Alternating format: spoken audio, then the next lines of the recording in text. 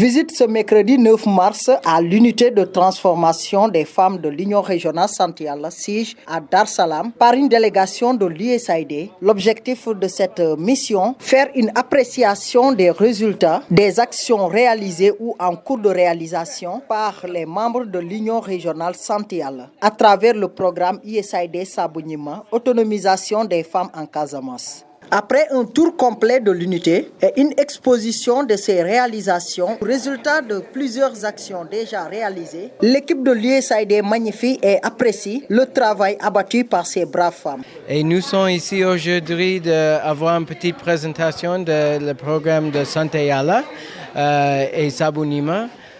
Aujourd'hui, nous avons regardé la usine de transformation. Et vraiment, l'objectif de notre appui de voir un impact socio-économique avec le partenariat avec le groupement de femmes. Vraiment, nous avons ciblé les femmes afin d'avoir un changement positif dans la vie quotidienne et dans une manière où nous pouvons voir le développement qui concerne la communauté actuelle, comme Dar Salam, mais surtout sous la région et la Casamance en général.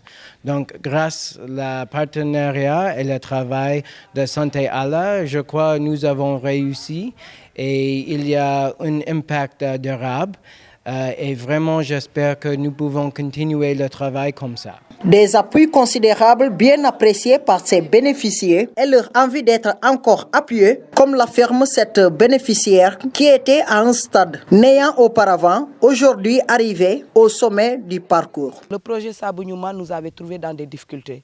Pour commencer, dans le domaine financement, on avait un fonds revolving qu'on utilisait pour vraiment aider les femmes de la commune à faire des activités vraiment génératrices de revenus, petits commerces et autres.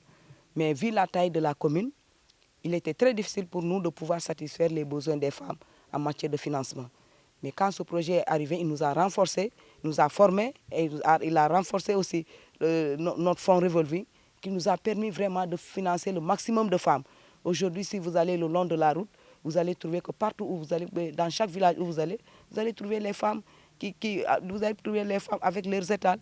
Elles sont en train de vendre ou de faire autre chose. En tout cas, elles sont en train de faire des AGR qui leur permettent vraiment de subvenir aux besoins de leur famille. Et dans un autre domaine aussi, là, le domaine de l'anacarde.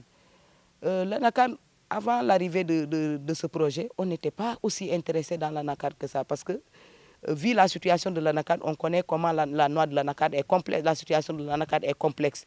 L'achat, la vente, la collecte, c'était énormément compliqué avec les commerçants au niveau de Ziguinchor. Mais donc c'est pourquoi les femmes n'étaient pas aussi intéressées. Donc même dans la gestion, ils laissaient tout à leur mari et autres. Mais aujourd'hui, quand Santé Yalla est arrivé, il nous a permis, la Santé Yalla nous a sensibilisés à travers ce projet. Et cela nous a permis de mieux nous organiser dans la vente, dans la collecte. Et ça nous a permis vraiment d'avoir un double bénéfice. Avec un changement de statut aujourd'hui, cette bénéficiaire devenue aujourd'hui maire de la commune de Niassia déplore le fait que ce bijou n'exerce toujours pas sa raison d'être à cause d'une défaillance d'électrification. Elle lance un appel à l'État et surtout à la Sénélec. Je lance un appel au chef d'agence de la Sénélec qui est au niveau de Ziguinchor. Parce que je vois qu'à chaque fois, on a ces problèmes d'électricité, on a ces difficultés d'accéder à cette électricité. Donc je ne peux pas comprendre que à l'ère où nous sommes, nous ne pouvons rien faire sans électricité. Si nous voulons, parce qu'à chaque fois quand on me demande c'est quoi votre priorité, je leur dis l'électricité. Parce que je sais que les femmes sont prêtes à travailler, il y a des unités qui sont implantées un peu partout. Donc sans cette électricité, nous ne pouvons pas travailler. Donc l'électricité ne doit pas être une chose difficile à avoir. Accéder à l'électricité doit être vraiment une chose facile parce que nous ne pouvons rien faire sans électricité. Vraiment, je leur lance un appel de vraiment venir raccorder cette unité, de venir le raccorder à l'électricité pour le permettre vraiment de fonctionner. Parce que ça fait partie vraiment des choses qui l'empêchent de fonctionner. L'unité est là, je pense, bientôt on va faire 2 ans et ça peine à fonctionner parce qu'il n'y a pas d'électricité.